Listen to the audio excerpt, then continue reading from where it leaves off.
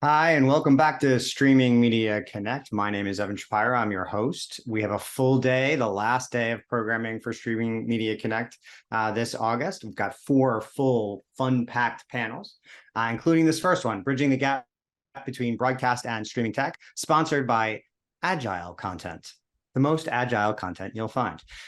Thank you for joining us here today.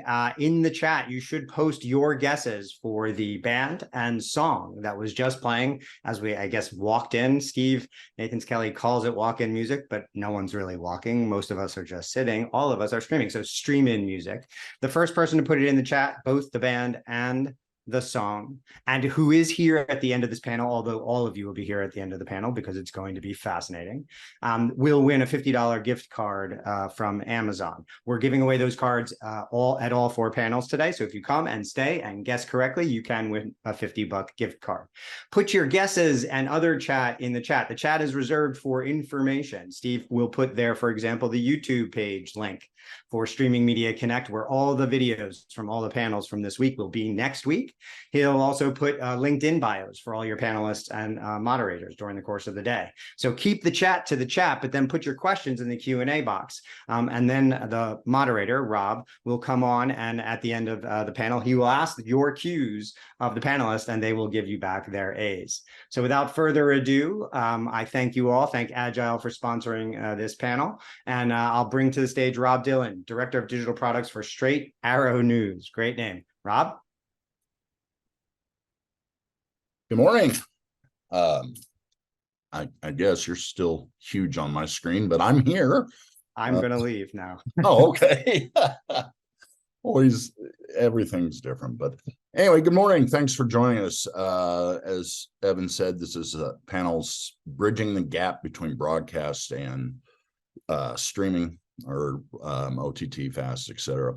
As I said, I'm Rob Dillon. I'm the Director of Digital Product for Straight Arrow News. We are a news startup. Been pretty stealth for the last almost 3 years now, but we're starting to make waves. Our stated mission is to be an unbiased news source, thus the Straight Arrow. We've been rated down the middle by All Sides and Advantes, so we're doing pretty good at what we're trying to do here. I'm one of those, as the description to this panel states, that has survived the transition because my background before Straight Arrow was I was with Tribune Digital or Tribune Broadcasting for 10 years.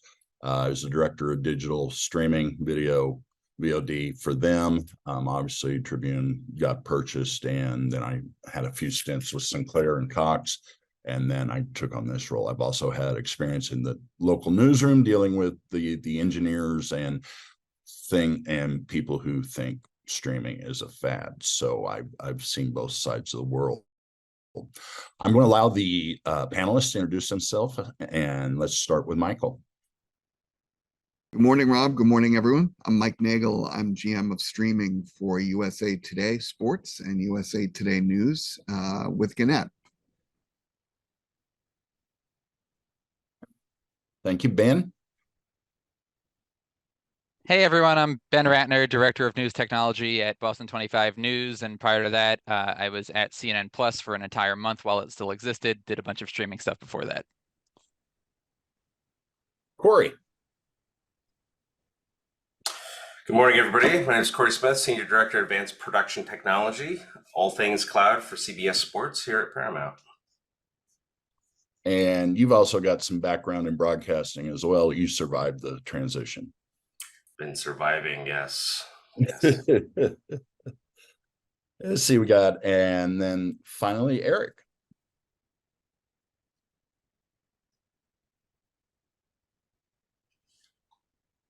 You're on mute, Eric. There you go. I'm the first one who's guilty of that. Hi, I'm Eric Bergner. I'm a partner at Manat, Phelps and Phillips at the New York City office. I'm the leader of the digital media and tech transactions group there.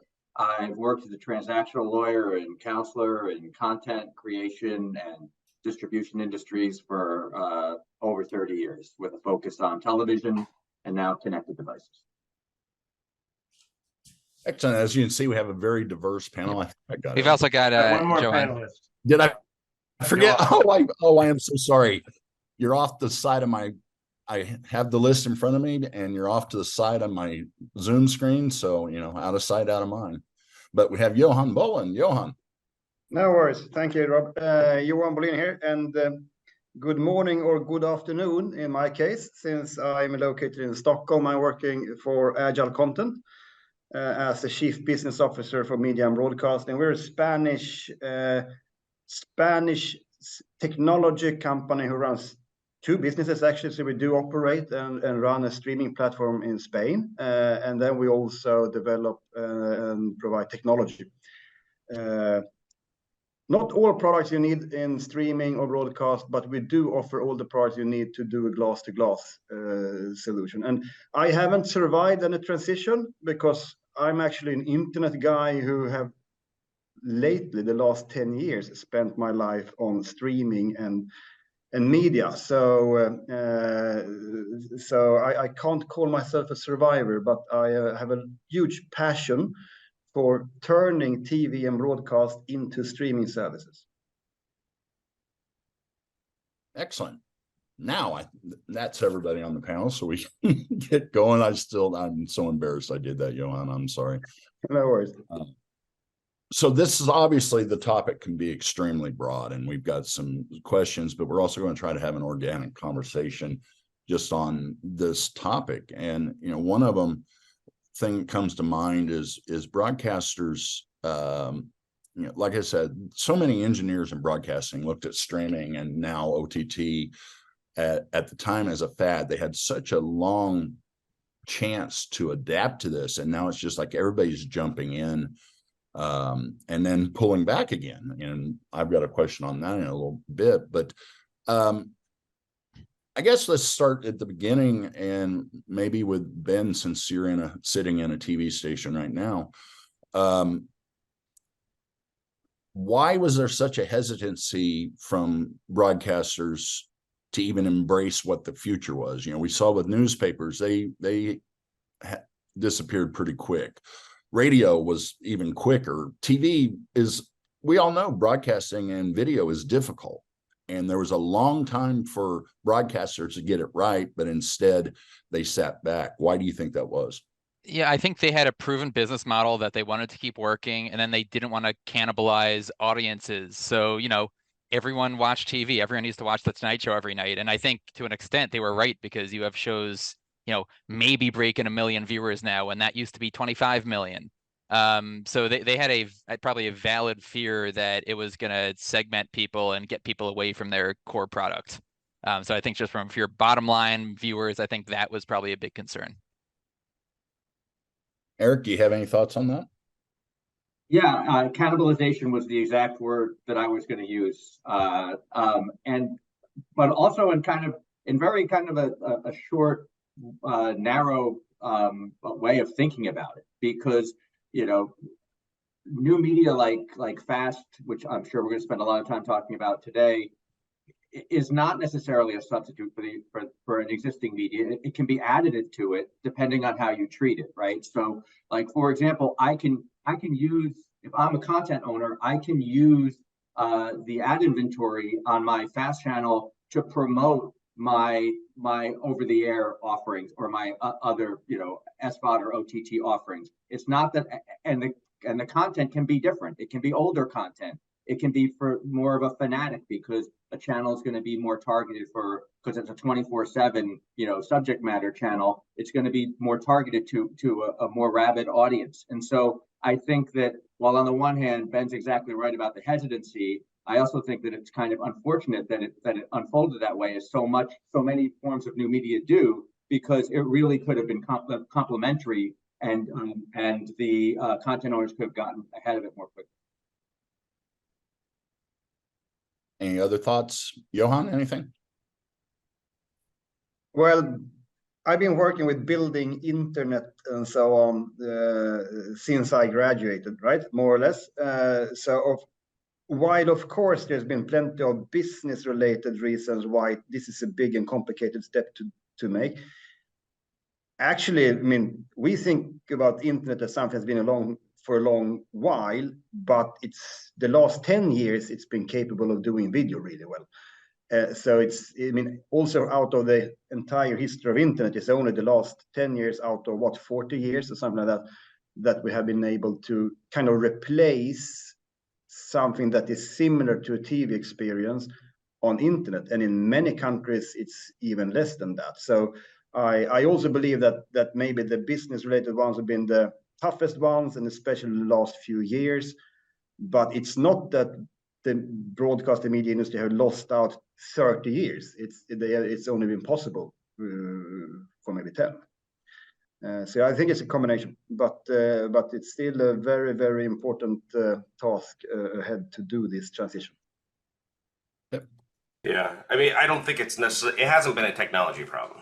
I mean, I think we can all agree to that. Like the technologies existed for quite some time to do this stuff kind of at scale, right?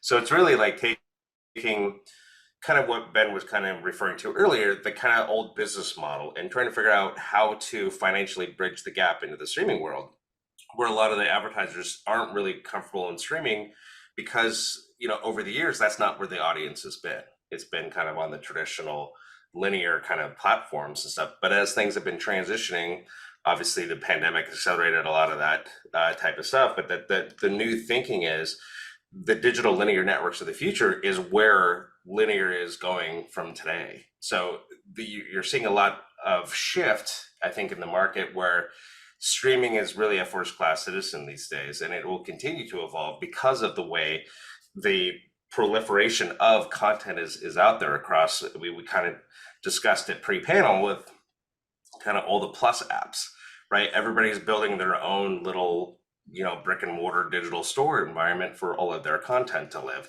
And I think that investment's going to continue, and it's going to continue to kind of chip away at the traditional linear. And you brought up revenue streams, and that's, you know, always, and Ben did as well, always on top of mind, especially, you know, I remember back from my life with traditional broadcasters between, you know, retrans agreements and carriage agreements with the networks. And that's kind of, you know, those revenue streams are going to keep getting smaller as money shifts to the streaming arena. Which is something I know broadcasters, at least some of the traditionals that I talk to that are still in that arena, are very nervous about that. You look at the extended retrans dispute right now going into football season with DirecTV and Nexstar, and that's directly related to, you know, funding. It's like, you know, Nexstar saying it's not there anymore. Well, look at the opportunity that YouTube has now with carrying the NFL pass, right? I mean, that's a whole shift in market of customers that are going in droves away from DirecTV because of that one business decision. Yep. We'll see if YouTube actually makes money on that, but that's a later problem. And that's excuse me, that's another question, probably a little later in the panel, about revenue streams. You know, I've been doing shows and being a panelist with these folks that we're with today for many years. And from the very first panel I was on, I was like, somebody someday is going to have to pay the bills. You know, the accountants are eventually going to say, hey, you know, we can't just keep pouring money down this, and somebody is going to have to figure something out. And you look at the environment now where you've had all these pluses, as Corey said, and they dumped everything and anything they owned or had rights to onto the services. And now they're pulling back because they found out, you know, that's a little too expensive. Do you see, I mean, it's good for the accountants, but what do you think about for the consumer? You know, I'm seeing a lot of backlash, and, you know, people are not wanting to pay for all these different services. What do you think, Eric, since that's kind of your specialty with licensing and things, what are you seeing there? I mean, I'm seeing a shift towards more of a hyper customized viewing experience.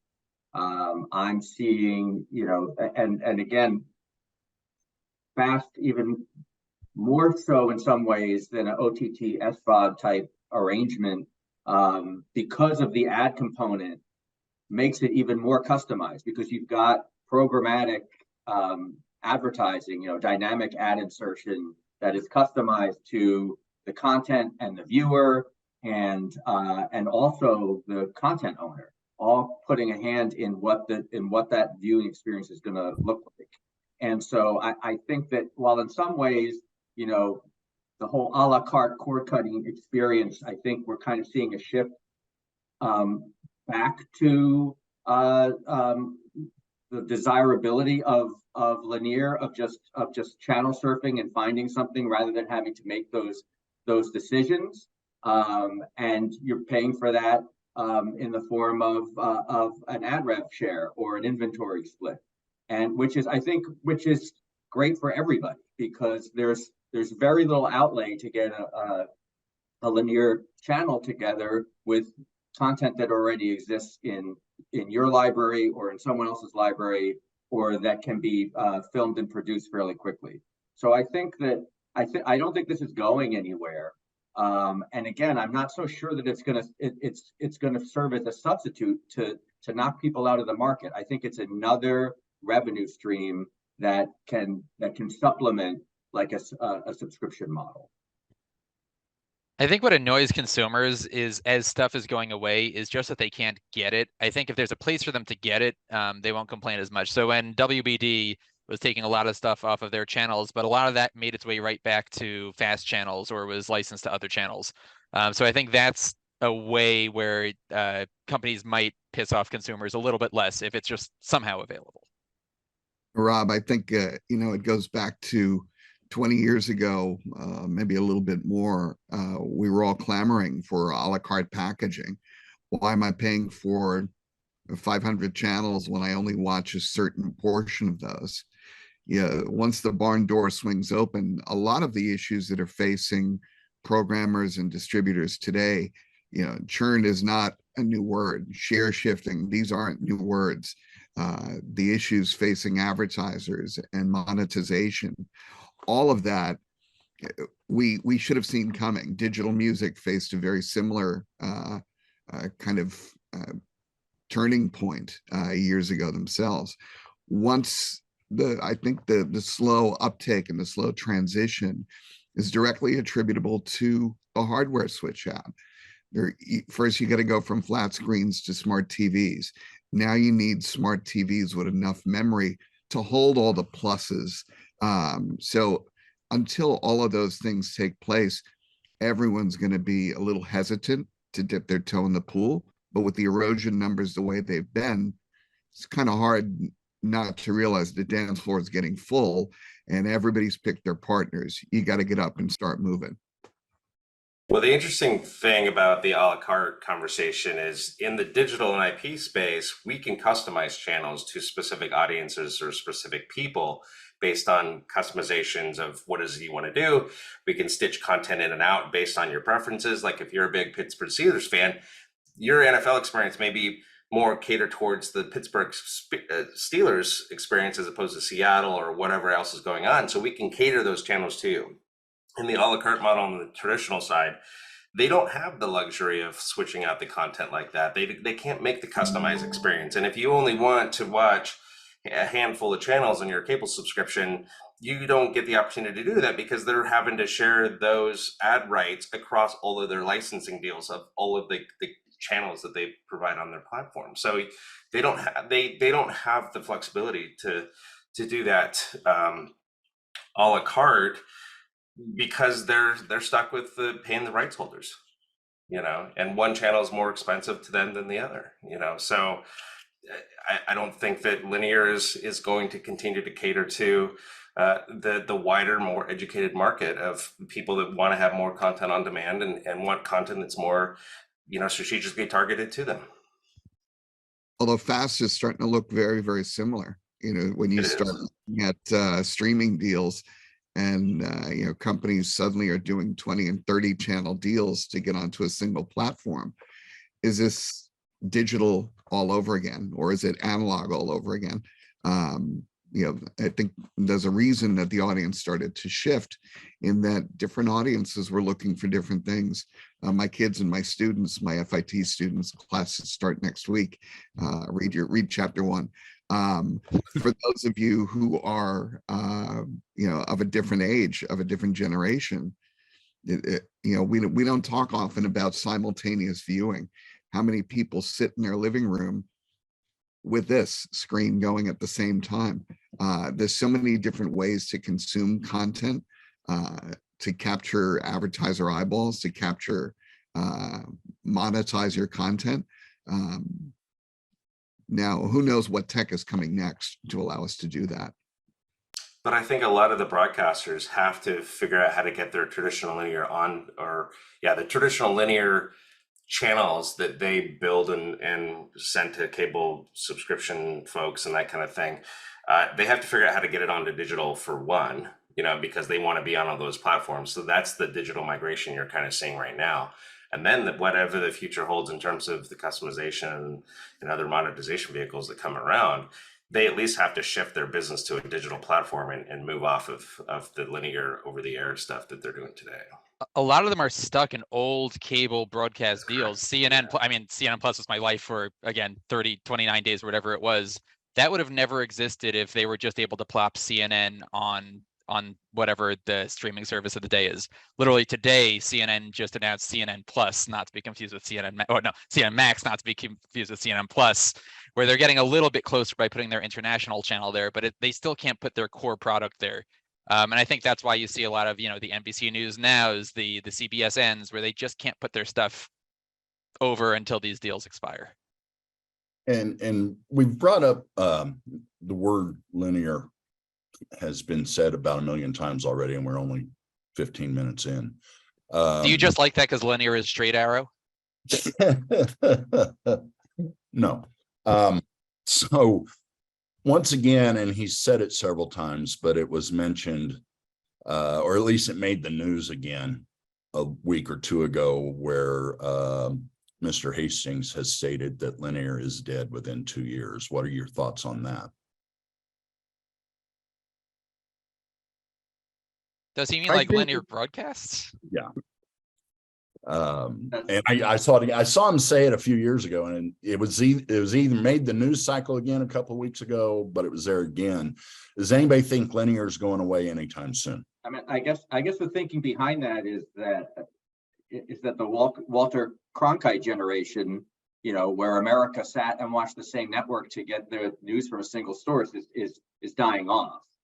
But I disagree with that statement, because there's a new generation that's more tech savvy, and again, that wants customization and wants to find their specific people that they can share a viewing experience with, and on digitally driven linear platform. And I don't these channels are can be hyper specialized, and they have a target audience.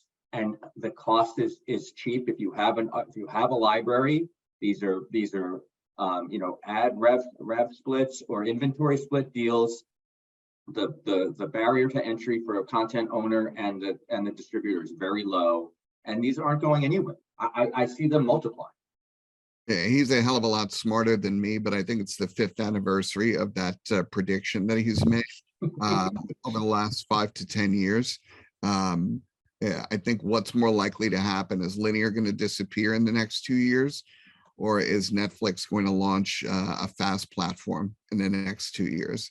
So I don't think it's going anywhere. We've all had that occasion where we're sitting on the sofa on a Sunday night navigating through JPEGs, and in the morning you probably find the skeletal remains of many people who navigated through those JPEGs and never found anything to watch.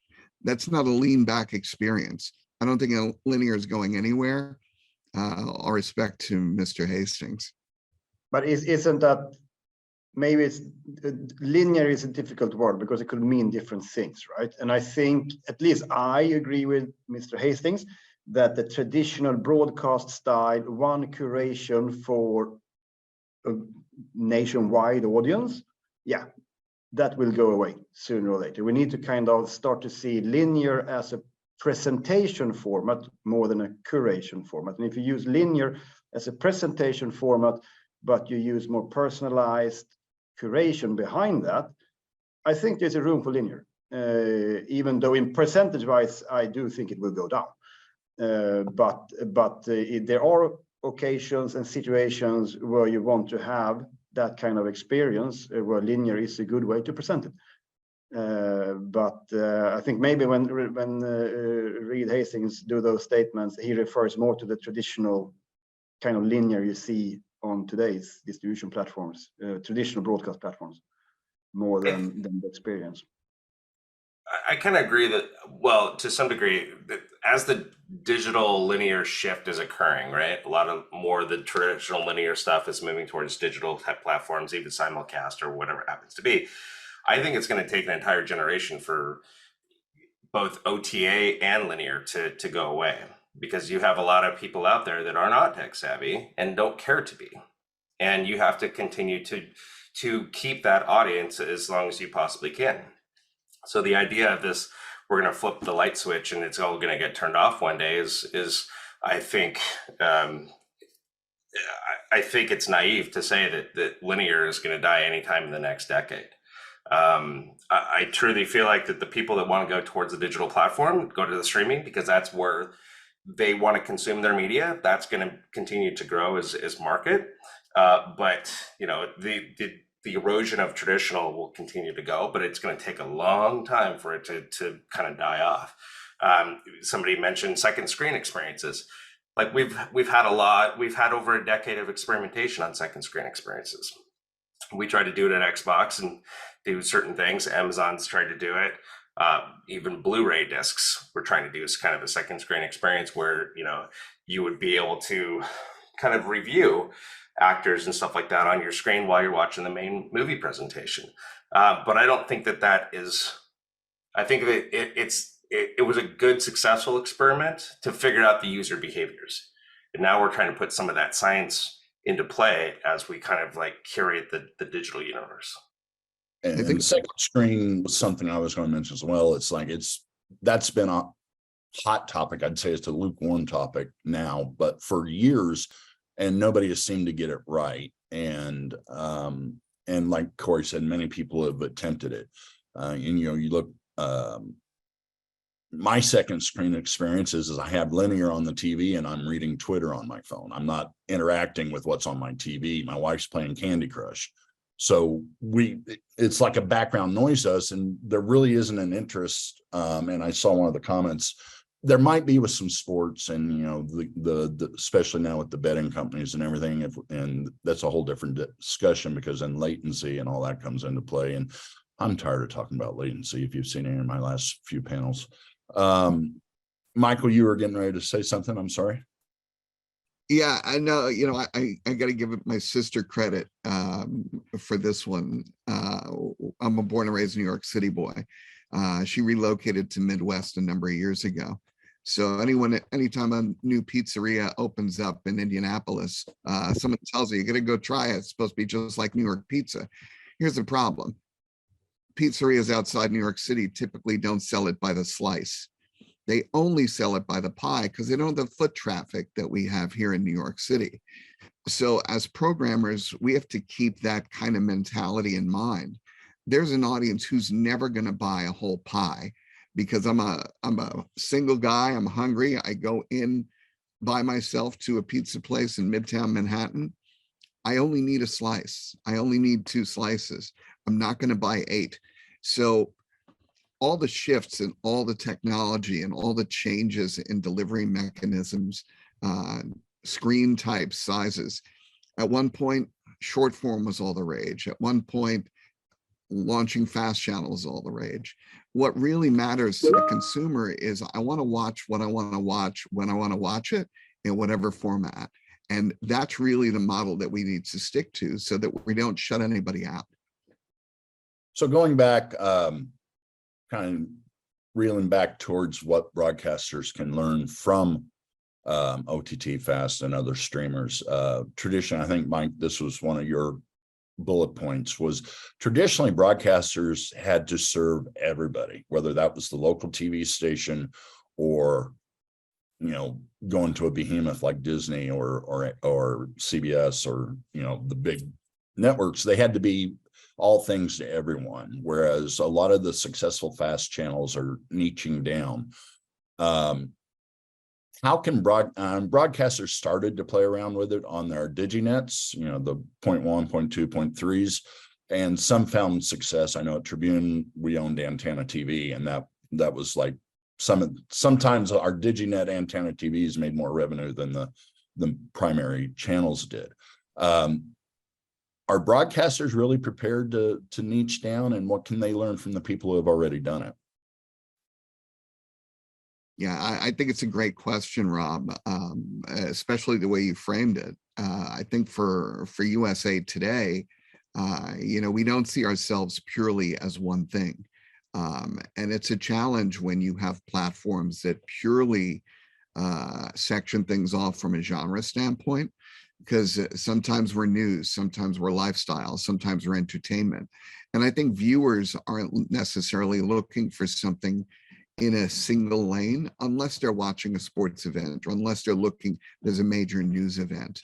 I think it's important for programmers to have that flexibility and for the technology to lend itself to that flexibility, because that's where the advertising dollars is. I've heard everything from sports and news are the hottest to they're the hardest to sell to advertisers.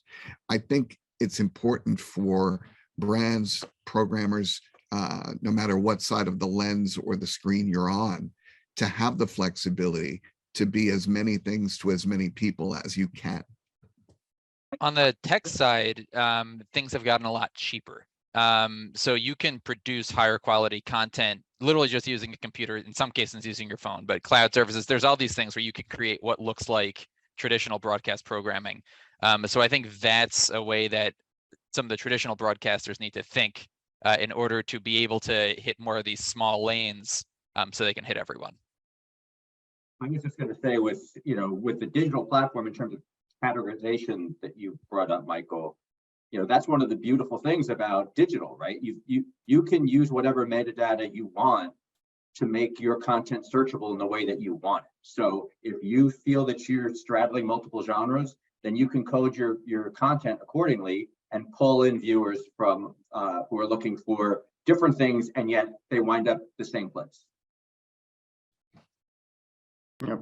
If I could add something, I think I would like to step even one step further back and say, what can broadcasters learn from internet services in general who have been successful? Because in the end of the day, internet has brought us some things that very few, if any, other technology have ever done. One being instant global reach.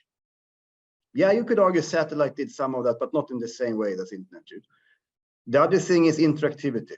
And we often tend to talk about the unicast aspect of internet as a problem, because yes, it renders huge amount of traffic. But all successful companies on the internet have used unicast as an advantage to generate a more personalized experience and to introduce interactivity and to establish a relationship with the users that is beyond the passive viewer. So one thing I think that broadcasters and content owners in general should do is think about how can we use our content and take advantage of these features internet brings, instead of looking at it as a problem.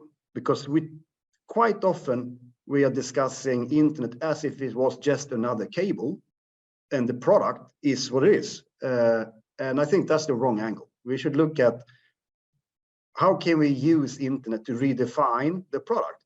And then we're into what Michael is mentioning and so on, that you need to have a broader proposition, or you need to use different tools and different pieces and put them together, more an internet style service, and try to engage the user.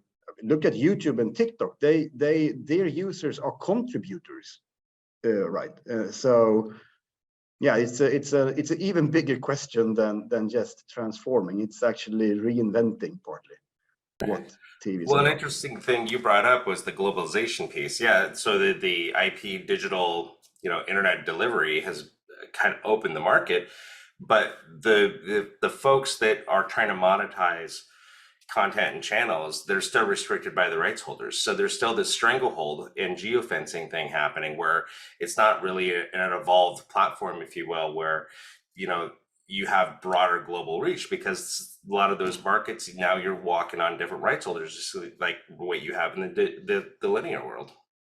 So until we can evolve that as a new business model, where my rights and my broadcasts from the, you know, North American standpoint can reach into Europe and South America, Africa, etc., and we can get the content really kind of going out there.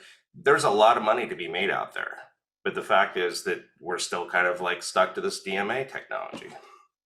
I think, Johan, I think you hit the nail on the head. And one of the things that USA Today has been trying to do is really bring a similar experience to our streaming channels as our readers have enjoyed in online and in the physical newspaper, using QR codes. If people want their news coming in a newsletter to their email inbox, they can use their phone to scan the QR code on our screen. We're running headlines at the bottom of our screen. We're taking video stories that appear in the local newspapers. We've more than 200 local newspapers in the US. Those are embedded journalists in these local markets.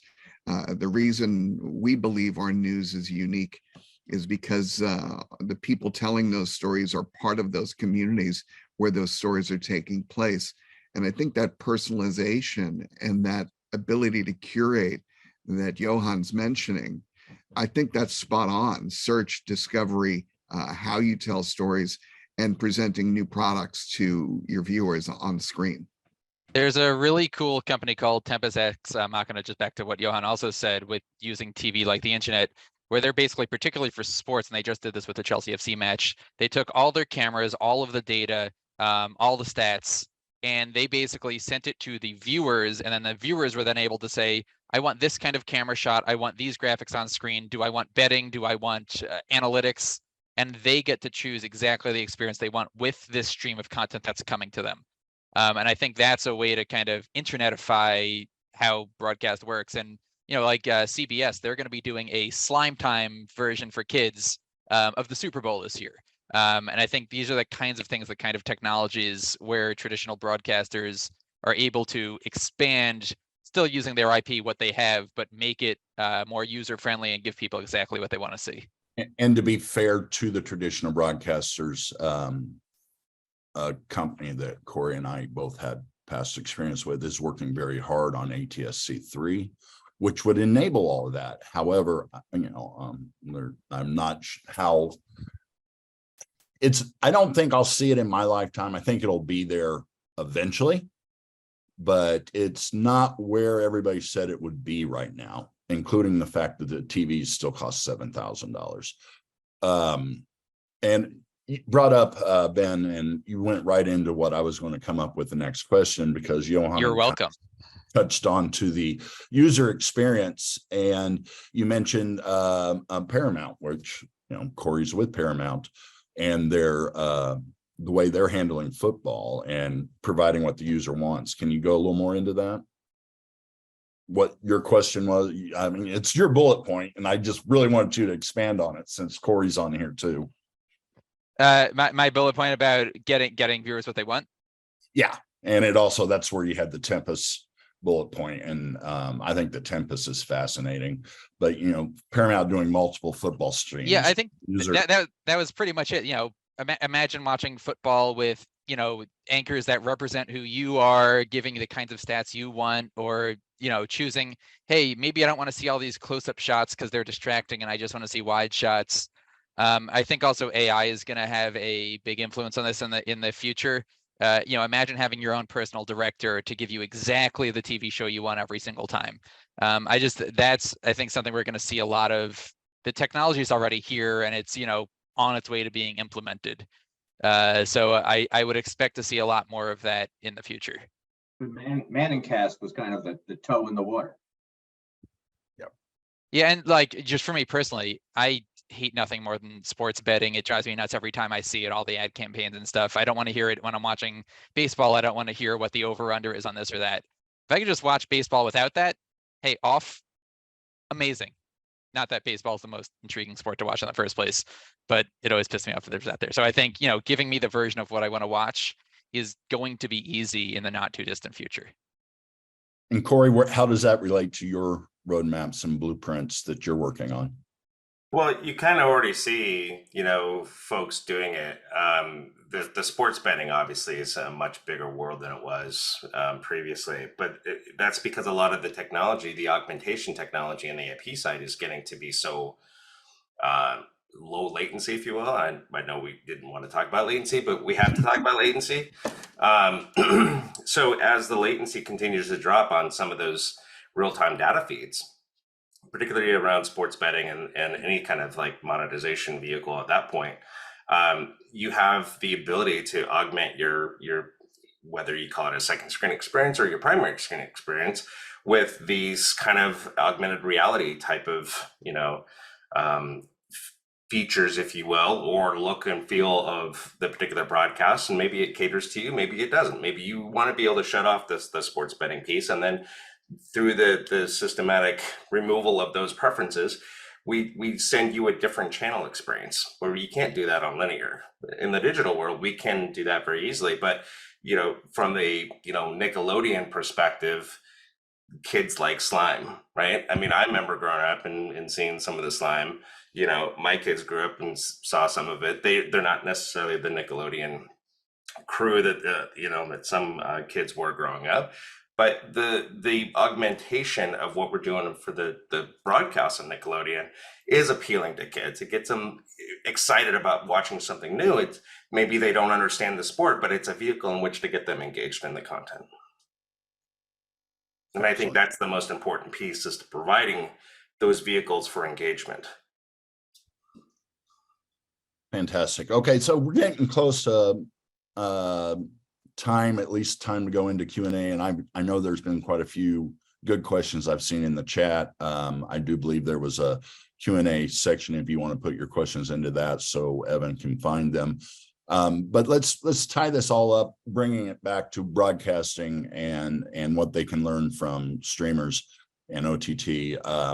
Johan brought up the point that, and we've already talked about it to an extent, that traditional broadcasters had to be all things to everybody. Since the title of this panel is what broadcasters learn, what can broadcasters take away to help themselves be more successful, but take away from the popular services, Twitch, YouTube, TikTok? What can they learn from those? And we'll start that one with Johan. As I kind of touched upon previously, I think there are a few things. First of all, you need to change the view, if you will, on the viewer, and try to make the viewer a user and a kind of. I know from famous YouTube influencers usually refer to their viewers as friends, right? I'm not saying that broadcasters must start to make all the viewers friends, but I think as an industry we have a tradition of doing the quite opposite. We create divas, right, that are supposed to have a distance to the regular people and the regular viewer. And the new internet-based successful platforms, they do the complete opposite. They try to create a more intimate relationship with the viewers. And I think that's one thing. Another thing, I don't know, I think it was Ben who mentioned this earlier, that there's a whole lot of technology that has been developed in, if you will, more internet-centric industries, including gaming industry and so on, that, yeah, this kind of streaming index, just start to use those ones, because it will save you money.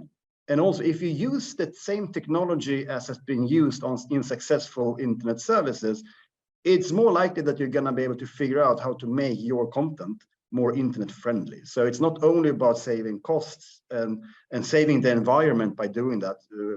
For that sake, we actually recently did the energy measurement together with a big customer of ours, and by migrating a lot of the production stuff to cloud and internet technology, we saved a whopping 94% energy. So you're going to save a lot of energy by doing that as well. So you can do a lot of savings. You're going to be able to integrate the service much more efficiently in an internet kind of style, consumption and so on. So that's another thing. So yeah, so change the perspective on your viewers and adopt as much technology from the internet industry as you can. My 2 tips. Thoughts, Eric? Yeah, I mean, I think the issue is the kind of traditional over-the-air broadcasters are sort of hamstrung by the technology. And so to the extent, they can do what Johan is suggesting, that would be great. But there are other ways too that you can incorporate other technology by having complementary experiences going on at the same time you're consuming over-the-air linear content that you can't get because it's not digitally driven. So you can use, we talked about, second screen devices. You could partner with platforms to have complementary engagements going on the digital platform that could supplement what's going on at the same time in your traditional over-the-air broadcast. Ben? Yep. I think ultimately you have to cater to the viewer. They're going to watch what they want to watch, how they want to watch it, as it's been said here before, no matter what you want to do as a traditional broadcaster. So make sure that you're giving them what they want. And as we were just talking about with Johan, I mean, literally Stream Deck, when I was at CNN Plus, we ran an entire show off of stuff that just Twitch streamers use. Software like vMix TriCaster, you can put together something that looks the same, if not better, than what you see on traditional broadcast TV and linear. So the technology is cheap. It's relatively easy. You have middle school students who can use this stuff. So yeah, again, thinking like the people who make the content that's cheaper and quicker and easier, and in a lot of cases more popular. There's a lot to learn from them. Corey? Well, so I've always been in kind of a traditional broadcast world, coming from kind of an esports background and gaming in itself. A lot of the technology, to Ben's point, has been around for a while, and it is pretty easy to do or work. You do have to try to figure out how to make the leap between your operators in your control room sitting in bench 2 to the operator sitting in their house at their desk using the same tools in a cloud-based universe. So you want to not alienate your essentially your employees, your staffing models for making these technology shifts. But I think it's important that we continue to experiment, that we continue to try new things. And in a digital world, you don't have to have that $400 million in CapEx because you're not buying anything. You're not buying any hardware. You're really living in an OpEx type world where we could rapidly experiment and figure out, like, what does our audience really want? To Ben's point and Johan's point, we need to continue to be the digital pioneers and figuring out what the people want when they want it and how they want to consume it. I think a lot of lessons still need to be learned from some of that experimentation. Don't be afraid. Excellent. So the big thing is just be nimble, experiment, and pay attention to what's going on in the other worlds instead of trying to force your world vision like they've done since TVs came on in 1950. Yeah. So. This is why I think ATS 3.0 is going to basically die in the vine, because it's not a technology that the world is gravitating towards. If it was 15 years ago, 20 years ago, we'd be having a different conversation. But they're still trying to figure out, they're still trying to work with TV manufacturers to keep those tuner cards in the box. Yeah. And much more to the point than I was when I was trying to be a little more. We share our opinion. We share the same opinions on ATSC3. I've seen some fascinating things done with it, but I just don't see it the way the environment it's in now taking hold. Like I said, $7,000 TVs, and nobody's going to buy a $7,000 TV when they've got a smart TV. They just got at Best Buy for $200. The evolution going. Yeah. So, all right. Well, we're going to move into some questions now. I see some good ones in here. And one of them right off the bat was something I thought of earlier in our conversation. We've talked about it a lot over the years, but I'm going to actually put it his way, but it's related to Alex asks about discovery. And so it was interested on the thoughts of the fracturing. Everything used to be in one place, electronic program guide.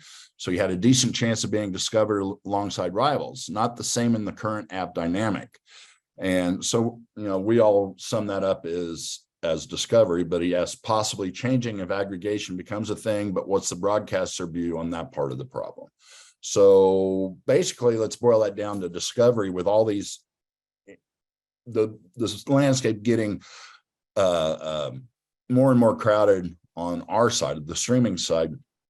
I think Eric brought up that when somebody dumps a bunch of content or gets rid of a bunch of content, it then gets licensed back out.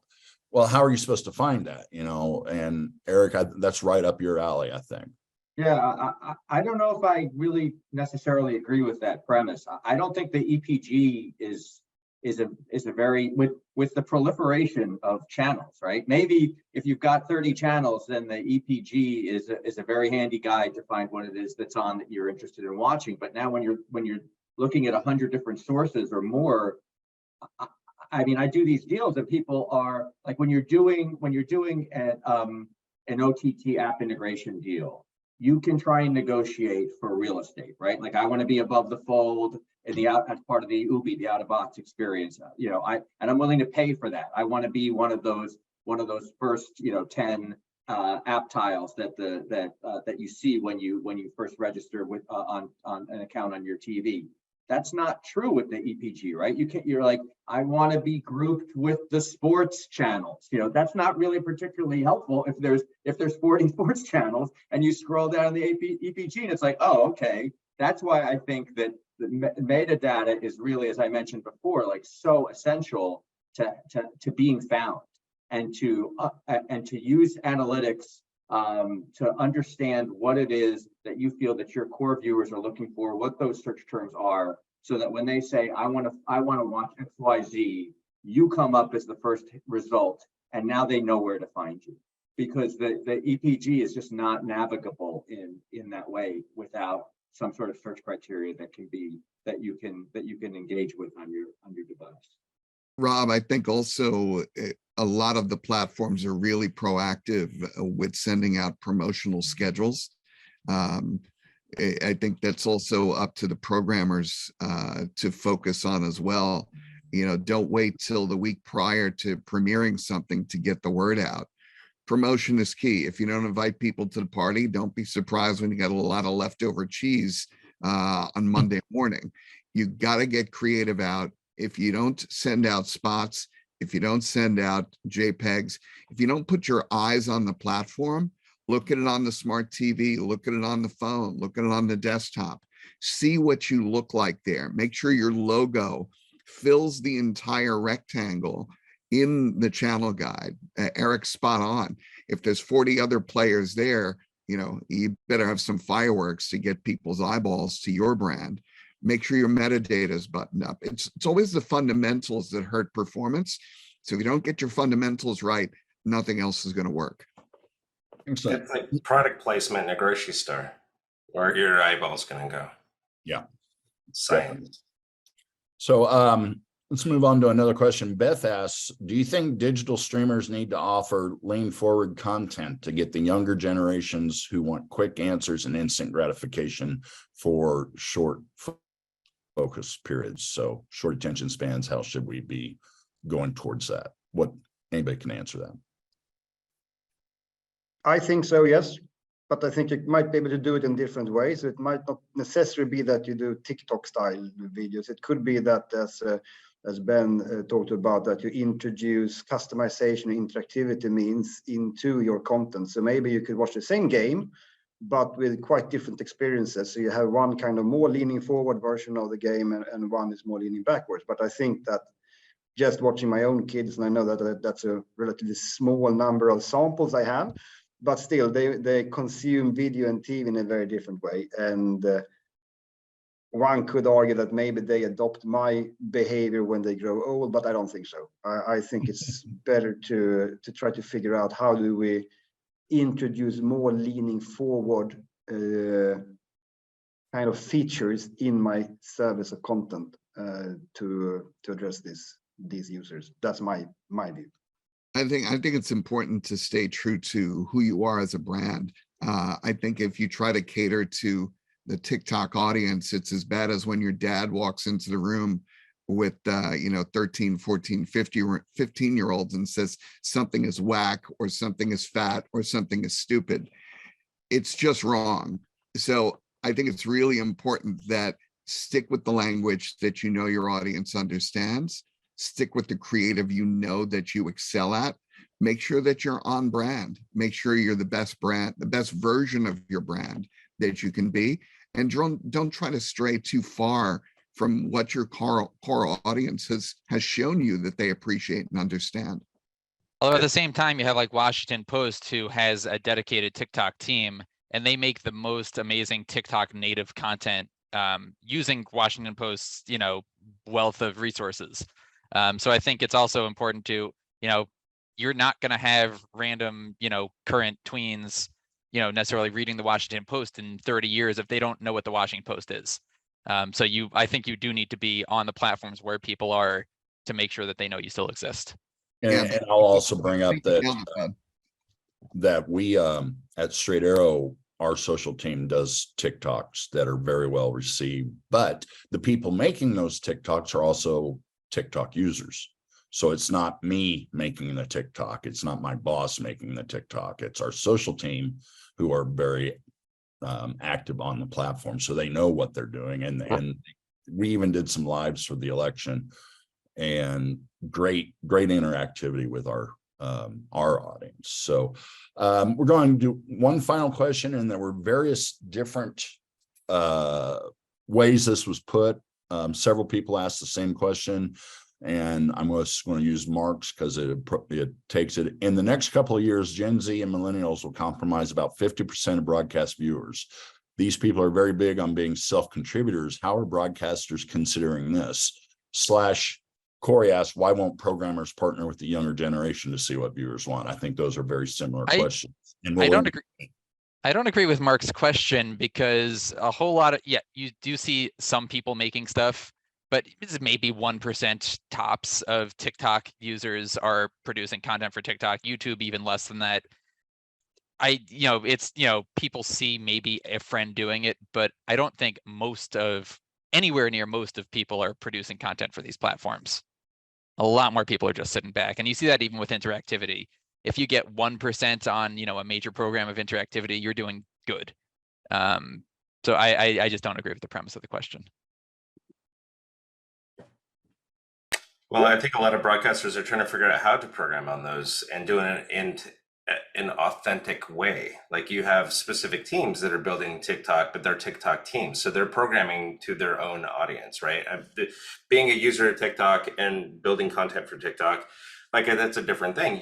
Somebody that's been in a newsroom for 35 years has no idea how to build content for TikTok unless they really truly want to dive into that side. So it doesn't come across authentic, and if you don't, the audience will turn your back or turn their back on. I think Ben and Corey nailed this one. We thankfully have a team that focuses on social, that focuses on TikTok, on YouTube, on Instagram. For those platforms, you need people, just like in streaming and in fast and in broadcast. You need people who've been there, who have at least driven those roads on the dark night, on a rainy night when the roads are slick. If you're speaking to a different audience on a different platform, speak the language, do it for real. Don't try to replicate or translate something from one platform to the next. It's a different experience, and it should stay that way. Otherwise, it's not additive, it's just redundancy, and no audience needs that. All right, we are at time. Gentlemen, I'd like you to thank you for joining us. I think it was a very lively discussion. I think we could have probably taken it another hour or two, but it's lunchtime here. Thanks, thanks, Rob. That was a great panel. Thank you, panelists, everybody, for doing such a great job and making such a fascinating panel. You're absolutely right. And Mike, thanks for scaring the bejesus out of us. We're on a dark, scary, slippery road in a strange land, about to go off a curve. But I think that's a really good analogy or metaphor for what's going on in streaming right now. Thank you, everybody, for sticking around for this great panel. Thank you to Bill Creighton for sticking around, because you are the winner of our contest and the $50 Amazon gift card for getting Steely Dan's Peg absolutely correct, or pegged, in the chat there. Thanks to Agile for sponsoring this great panel. And then remember, all of you, to keep coming back for the panels for the rest of this day. Our next panel is at 11:30, Fast Times, keeping up with the evolving fast ecosystem. This is a hot topic right now in all of streaming. I hope to see you then. Thanks, everybody. You.